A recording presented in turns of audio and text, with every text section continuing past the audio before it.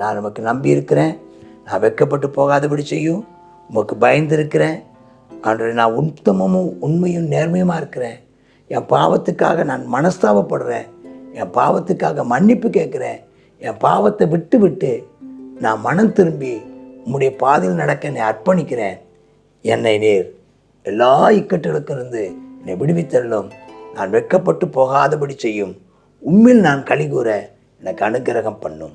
நீ வழியா என்னை நடத்தி நீதி பாதை நடத்தி, நீர் வழியா என்னை நடத்தி நீதி பாதை நடத்தி, காரியமாய்க்க செய்தி என்னை கண்மணி போல்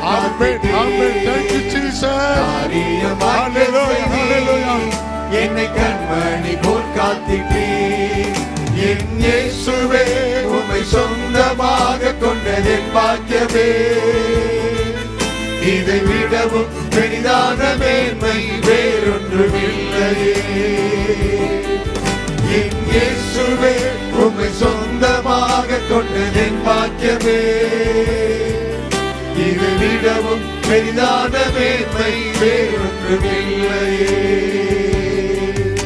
உமது கிருபைகள் தினம் தினம் தந்து என்னை நடத்தி செல்பவரே, தினமும் உம் கரம் நீட்டி என்னை ஆசீர்வதிப்பவரே. ஒரு கிருபைகள் தினம் தினம் தந்து என்னை நடத்தி செல்பவரே, அனுதினமும் உம் கரம் நீட்டி என்னை ஆசீர்வதிப்பவரே. கர்த்தருடைய பரிசுத்த நாமத்திற்கு மகிமை உண்டாவதாக. சங்கீதம் 25. ஆண்டவரே, உம்முடைய பாதைகளை எனக்கு கற்றுத்தார். ஒரு ஏழையும் எளிமையுமானவன் கர்த்தரை நோக்கி ஜெபிக்கிற ஒரு ஜெபம். இது ஒரு ஜெபமாக நம்ம பண்ணணும். ஆண்டவரே, எனக்கு கற்றுக்கிடுங்கப்பா. அவர் சொல்கிறாரு, கர்த்தாவே உம்மிடத்தின் ஆத்துமாவை உயர்த்துகிறேன். ஜெபம் என்பது ஆண்டவரை நோக்கி நம்முடைய சிந்தனையை உயர்த்துவது. நம்ம ஆண்டவரை நோக்கி நம்முடைய எண்ணங்களையும் நம்முடைய சிந்தனைகளையும் நம்முடைய கையையும் நம்முடைய ஆத்மாவையும் நம்முடைய ஆவியையும் நாம் உயர்த்துவதற்கு பேர் தான் ஜெபம். உயர்த்துகிறோம். ஆராதனைக்கு அர்த்தமும் அதுதான், உயர்த்துகிறோம். ஆண்டவரே, உம்மிடத்தில் என் சத்தத்தை உயர்த்துகிறேன், என் ஆத்மாவை உயர்த்துகிறேன், என் கைகளை உமக்கு நேராக உயர்த்துகிறேன். அப்போ அதான் ஜெபம், அதான் ஆராதனை. அப்போ சொல்கிறாரு, உம்மை நம்பி இருக்கிறேன், நான் வெட்கப்பட்டு போகாதபடி செய்யும். இந்த வார்த்தைகள் அப்படியே நம்ம பயன்படுத்தலாம். தன்னுடைய இங்கே மறுபடியும் இந்த உணர்வுகள் இங்கே சொல்கிறார். அவருடைய உணர்வு என்னென்னா, நான் ஏமாந்து போயிடக்கூடாது, நான் வெட்கப்பட்டு போயிடக்கூடாது, நான் தோற்று போயிடக்கூடாதப்பா. எல்லாருக்கும் இருக்கிற எண்ணம் இருக்கும், நான் எல்லாருக்கும் முன்பதாக நான் வெட்கப்பட்டு போயிடக்கூடாதப்பா. அவன் இந்த சத்துரு என் மேலே மேற்கொண்டேன்னு அவன் சந்தோஷப்படக்கூடாதப்பா. அதான் ரெண்டு நானும் தோல்வி அடைஞ்சு வெட்கப்பட்டு போயிடக்கூடாது, ஏமாந்து என்னுடைய நம்பிக்கை பொய்த்து போய் நான் நம்பின நம்பிக்கை வீணாய் போய் உடஞ்சி போய் வெட்கப்பட்டும் நான் நிற்கக்கூடாது. என்னை பார்த்து என்னுடைய சத்துருக்கள் எல்லாம் பார்த்து ஆகான்னு அவனை ரொம்ப மகிழ்ச்சி அடையவும் கூடாதப்பா. உதவி செய்யும்பா. உம்மை நோக்கி காத்திருக்கிறேன், வெட்கப்பட்டு போகாதபடி செய்யும். முகாந்திரம் இல்லாமல் துரோகம் பண்ணுகிறவங்க வெட்கப்பட்டு போவார்களாக. இப்போ நீங்கள் ஒரு நம்பிக்கையோடு ஆண்டவர் பின்பற்றி வந்துட்டுருக்கீங்க. உங்களுக்கு ஒரு பயம் இருக்கும், இந்த நம்பிக்கை ஆமாம் இந்த நம்பிக்கைப்படி நடக்குமா, நான் நம்புறது நடக்குமா நடக்காதா. கர்த்தர் சொல்கிறார், நீ நம்புகிறது கர்த்தர் உனக்கு வாய்க்க பண்ணுவார். நீ கர்த்தர் மேல் நம்பிக்கையாக இருக்கிறாய் அல்லவா, நிச்சயமாக உனக்கு உதவி செய்வார். நீ வெட்கப்பட்டு போகாதபடி உன் சத்துருக்கள் வெட்கப்பட்டு போவார்களாக. அவர் சொல்கிறார், அன்று நம்முடைய வழிகள் எனக்கு தெரியுமேப்பா. அப்படின்னா நான் எப்படி நான் முன்னேறுவதற்கு வழியை காமிங்க, எனக்கு பாதையை போதித்தருளும், நான் அதன்படி நடப்பேன். நீர் என்னை சத்தியத்தில் என்னை நடத்துங்கப்பா, எனக்கு போதித்தருளுங்கப்பா. என் ரட்சிப்பின் தேவனே நாள் முழுவதும் காத்திருக்கிறேன். இப்போ நம்ம டெய்லி தேவ சமூகத்தில் காத்துருங்க. நான் என்ன செய்ய சித்தமாக இருக்கிறேன் ஆண்டவரே, நான் என்ன செய்யணும், எந்த வழி போகணும், அவற்றை கேட்டு போங்க.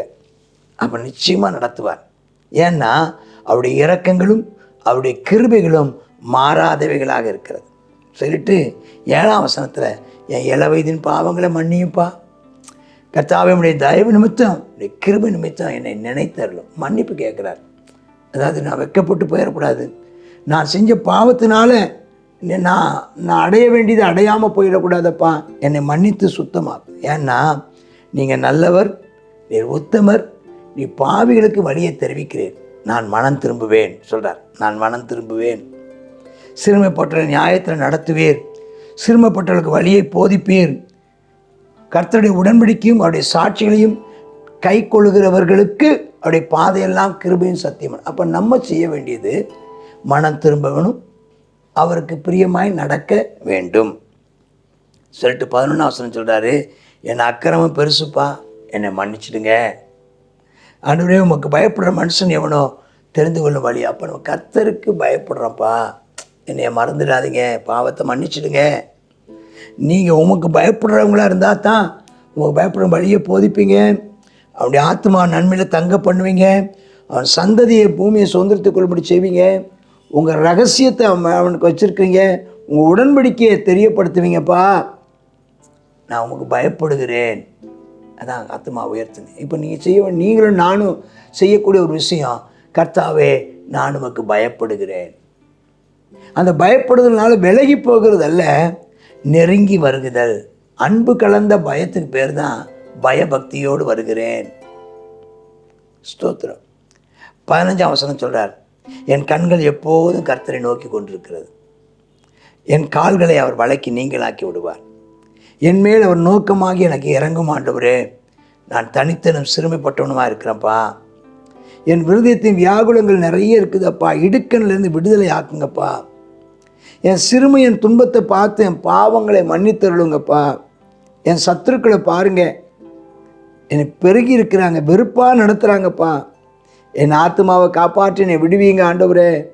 மறுபடியும் சொல்கிறார், நான் வெட்கப்பட்டு போகாதபடி செய்யும் உம்மிடத்தில் நான் அடைக்கலம் புகுந்து கொண்டேன். அப்போ அங்கே உணர்றார், நான் தப்பு, என்னுடைய தப்பிதங்களை மன்னியும் ஆண்டவரே, என் தவறுகளை மன்னியும் ஆண்டவரே. இதுதான் நம்ம ஜெபிக்க முடியும். தேவனுடைய சமூகத்தில் ஒன்று நம்ம நன்றி சொல்லலாம், அவரை ஆராதிக்கலாம், நன்றி சொல்லலாம், பாவரிக்கை பண்ணலாம், அவரை பார்த்து கெஞ்சலாம். இதுதான் ஜெபம்ங்கிறாங்க.